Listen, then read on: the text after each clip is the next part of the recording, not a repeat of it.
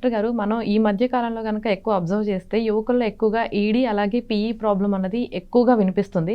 అసలు అంటే ఏంటండి ఈడీ గాని, పీఈ గాని అంటే ఏంటి అసలు?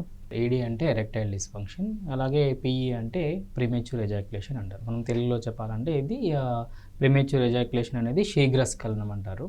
అదే ఈడీ అంటే ఎరెక్టైల్ డిస్ఫంక్షన్, ఇది అంగస్తంభన సమస్య. రెండు డిఫరెంట్ ఎంటిటీస్. ఒకవేళ ఎరెక్టైల్ డిస్ఫంక్షన్ అని తీసుకుంటే పురుషుడు సంభోగ సమయం లోపల సరిపడినంత అంగస్తంభన జరగకపోవడము, ఒకవేళ జరిగిన పూర్తిగా భావప్రాప్తి పొందేంత వరకు, ఇంటర్ కోర్స్ కంప్లీట్గా సాటిస్ఫాక్టరీగా చేసేంత వరకు ఎరెక్షన్ని మెయింటైన్ చేయలేకపోవడం. సో ఈ రెండు రీజన్స్ లోపల దాన్ని ఎరెక్టైల్ డిస్ఫంక్షన్ అనడం జరుగుతుంది. అలా కాకుండా అంగస్తంభన ప్రాపర్గా జరిగి ఇంటర్ కోర్స్ చేస్తున్నప్పుడు వీర్యం అనేది తొందరగా స్ఖలించడం, తొందరగా లీక్ అయిపోవడం. సో వితిన్ 1 minute లోపల అలాంటి సిచ్యుయేషన్ని శీఘ్రస్ఖలనము లేదా ప్రీమెచ్యూర్ ఎజాక్యులేషన్ అంటారు.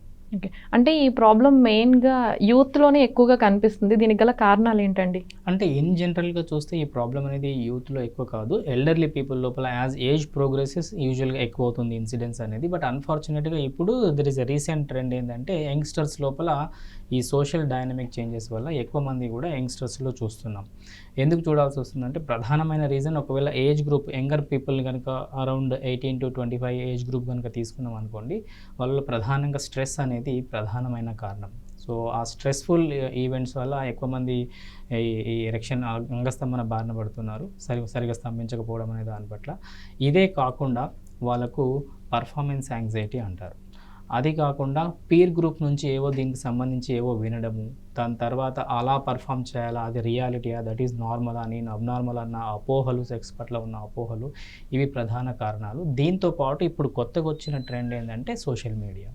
సోషల్ మీడియాలో తెలిసి తెలియని ఎవరో రాసిన దాన్ని చదివి అది నిజమేమో అని నమ్మి దానివల్ల ప్రాబ్లమ్స్కి వెళ్ళిపోవడం అనేది చాలామందికి జరుగుతుంది.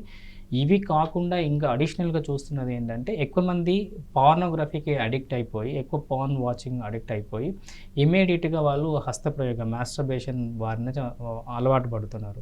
ఎప్పుడైతే ఎక్సెసివ్ పార్న్ కన్సంప్షన్ చేసి ఈ హస్తప్రయోగం అలవాటు అవుతుందో బాడీ అనేది over a period of time ఒక డీసెన్సిటైజేషన్ అనేది జరుగుతుంది. ఎప్పుడైతే బాడీ డీసెన్సిటైజ్ అవుతుందో వాళ్ళకు రియల్ లైఫ్ లోపల పార్ట్నర్ దగ్గర ఇంటర్ కోర్స్ చేసే ఆ ఇంట్రెస్ట్ కానీ ఆ మోటివేషన్ కానీ తగ్గిపోతున్నాయి. దీన్ని మనము పార్న్ ఇండ్యూస్డ్ ఎరెక్టైల్ డిస్ఫంక్షన్ అంటాం. ఇది అందరిలో ఉండదు, ఎవరైతే ప్రాబ్లమాటిక్ పార్న్ వ్యూయింగ్ అంటాం, ఎక్సెసివ్గా పార్న్ కన్సంప్షన్ చేసి రిపీటెడ్గా హస్తప్రయోగం చేయడం వల్ల వాళ్ళు టువర్డ్స్ పార్ట్నర్ రియల్ లైఫ్ లోపల ప్రాబ్లమ్స్ ఫేస్ చేయడం.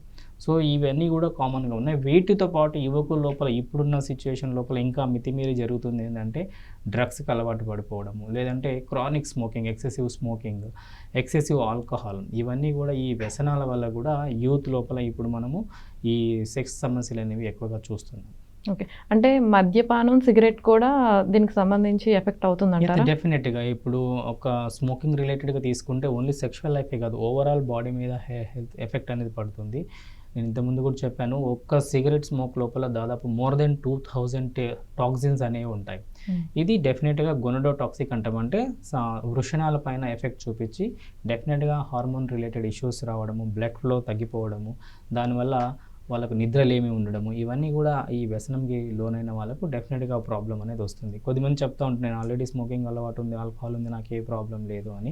బట్ అట్లా ఉన్న వాళ్ళు లెస్ దెన్ 10% మాత్రమే ఉంటారు. వాళ్ళకు ఒక జెనెటిక్ ప్రొటెక్షన్ ఉండుండొచ్చు వాళ్ళకి, అంతే తప్ప ఇలా చేస్తున్నాము నాకేమీ అవ్వదు అన్న ఒక ధోరణి మాత్రం కరెక్ట్ కాదు. నేను ఇప్పుడు అదే అడుగుదాం అనుకున్నాను డాక్టర్. ఎందుకంటే చాలా మందికి కూడా సిగరెట్ అలాగే మందు అలవాటు ఉంటుంది, అయినా సరే ఎలాంటి ప్రాబ్లం లేకుండా వాళ్ళు చక్కగా హెల్దీ బేబీని కంటున్నారు కదా.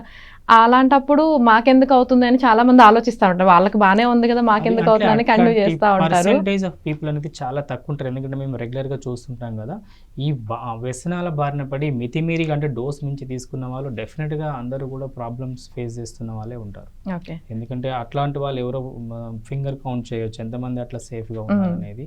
బట్ ఇన్ జనరల్గా సెక్షువల్ లైఫ్ కాకుండా ఓవరాల్ కూడా హెల్త్ ఎఫెక్ట్ అయిపోయి వాళ్ళు క్యాన్సర్ బారిన పడడం అవన్నీ కూడా జరుగుతుంటాయి. ప్రతి సినిమాలో కూడా చూపిస్తూ ఉంటారు ఎట్లాంటి ఈ వ్యసనం వల్ల వచ్చే ప్రభావాలు ఎట్లా ఉంటాయి అనేది. డెఫినెట్గా ఈ వ్యసనాలకు దూరంగా ఉండడం మంచిది. ఓకే. అలాగే ఇప్పుడు స్ట్రెస్ వల్ల కూడా ఈ సంతానలేమి సమస్యలు అన్నది ఎక్కువగా ఉంటాయి అని చెప్తున్నారు కదా. అంటే అసలు ఇప్పుడు నవ్య డేస్ చూస్తే కనుక జనరల్గా ప్రతి ఒక్కరికి కూడా టార్గెట్స్ ఉండటం వల్ల ఆఫీసులకి వీటికి అన్నిటి వల్ల స్ట్రెస్ అనేది ఓవర్ అయిపోతుంది ప్రతి ఒక్కరికి. సో అసలు ఈ స్ట్రెస్ ఉన్నా సరే సంతానం లేని సమస్యలు లేకుండా ఉండాలంటే అసలు ఎలాంటి ట్రీట్మెంట్స్ ఉంటుందండి? సో అంటే ఒకటి సింపుల్ థింగ్ ఎప్పుడైనా సరే ఫర్టిలిటీ రిలేటెడ్ ప్రాబ్లమ్స్ వచ్చినప్పుడు మేము మా వైపు నుంచి చూసేది ఏంటంటే ఏదైతే రీజన్ ఉందో దాన్ని రీజన్ని కట్ డౌన్ చేయడం అనేది ఫస్ట్ సొల్యూషన్. ఇదే కాకుండా ఇన్ జనరల్గా హెల్త్ లోపల ఏ డిసీజ్కి అయినా కూడా కాజేటివ్ ఫ్యాక్టర్ అంటారు. ఏదైతే కారణం అవుతుందో దాన్ని మనం క్లియర్ చేయగలగడం. అది మనం సింపుల్గా సొల్యూషన్స్ ఉన్నాయనుకోండి, అది ఫాలో అవ్వడం చాలా ఇంపార్టెంట్. అది చేస్తూ అడిషనల్గా మెడికల్ హెల్ప్ కనుక తీసుకుంటే డెఫినెట్గా మంచి రిజల్ట్స్ ఉంటాయి. ఇప్పుడు స్ట్రెస్ తగ్గించుకోవడము అన్న దాని గురించే వస్తే, వాళ్ళ పర్టికులర్ ప్రొఫెషన్లో ఉన్నప్పుడు దేనివల్ల స్ట్రెస్ వస్తుంది? కొద్దిమందికి జాబ్ ఇన్సెక్యూరిటీ వల్ల స్ట్రెస్ రావచ్చు, కొద్దిమందికి వాళ్ళు అడిక్వేట్ ట్రైనింగ్ లేకపోవడం వల్ల జాబ్ లోపల వాళ్ళకు స్ట్రెస్ఫుల్ ఎన్వైర్న్మెంట్ రావచ్చు. ఆ పర్టికులర్ రీజన్ కనుక తెలుసుకుంటే వాళ్ళు వాళ్ళ స్కిల్స్ని అప్గ్రేడ్ చేసుకోవడం కానీ, ట్రైనింగ్ని అప్గ్రేడ్ చేసుకోవడం కానీ, అట్లా ఉన్నప్పుడు ఒక స్కిల్ఫుల్ పర్సన్కి ఎక్కడైనా సరే ఆపర్చునిటీస్ అనేవి డెఫినెట్గా ఉంటాయి. ఎప్పుడైతే ఆ స్కిల్ లెవెల్స్ తక్కువ ఉంటాయో, ఒక చోట కాకుండా ఇంకో చోట జాబ్ దొరుకుతుందా లేదా అనే భయాలు చాలా ఎక్కువ ఉంటాయి. So you should be in that zone. మీరు ఒక కంఫర్టబుల్గా ఒక క్వాలిఫైడ్ పర్సన్గా ఉంటే, అది మీడియా ప్రొఫెషన్ కావచ్చు, డాక్టర్స్ కావచ్చు, ఎవరైనా సరే ఆపర్చునిటీస్ అనేవి డెఫినెట్గా వస్తుంటాయి. కాబట్టి సో ఆ స్ట్రెస్ రిలేటెడ్గా ఒక కొద్ది మంది లోపల వర్క్ లోడ్ కూడా ఉండొచ్చు. డెఫినెట్గా ఈవెన్ స్కిల్ఫుల్ పర్సన్స్ ఉన్నా కూడా వర్క్ లోడ్ కూడా ఉండొచ్చు. సో ఆ వర్క్ లైఫ్ బ్యాలెన్స్ అనేది you should take a call. Some times కొద్దిమంది కపుల్స్కి ఇది వాళ్ళ టైమింగ్స్ వేరుగా ఉంటాయి. ఈవెన్ వాళ్ళు కలిసే సమయం కూడా చాలా తక్కువగా ఉంటుంది. అట్లాంటప్పుడు we'll tell them you have to change your profession. ఇది కంపల్సరీ అని అనుకున్నప్పుడు, తప్పదు అనుకున్నప్పుడు డెఫినెట్గా health is more important. Prioritise your things and you can accommodate. కాకపోతే ఇంకొక చోట కంఫర్టబుల్ వర్కింగ్ ఎన్వైరన్మెంట్ ఉండొచ్చు వాళ్ళకు. అట్లాంటి సిచ్యువేషన్లో కూడా చేంజ్ చేసుకోమని కూడా చెప్పే అవకాశం ఉంటుంది. ఓకే.